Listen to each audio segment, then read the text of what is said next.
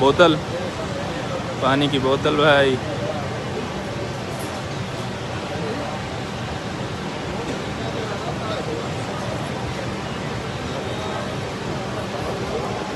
ہوا کے لیے پنکھا. اس کے بعد یہ چھتری. اچھا اس میں چھوٹے موٹے ہیں جو وہ دکھا دیں ایک دفعہ.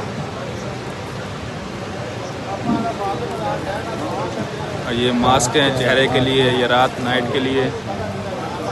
اس میں ٹھیک ہے شیونگ کٹ ہے، ویزلین ہے، صابن وغیرہ ہوگا. یہ باقی ٹھیک ہے ساری چیزیں. چلو یہ سب کام کی چیزیں.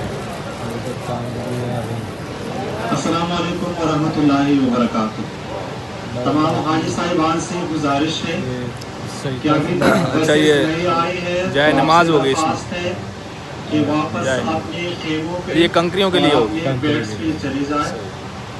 آپ کو آپ کے واٹس ایپ گروپس کے تھرو انفارم کیا جائے گا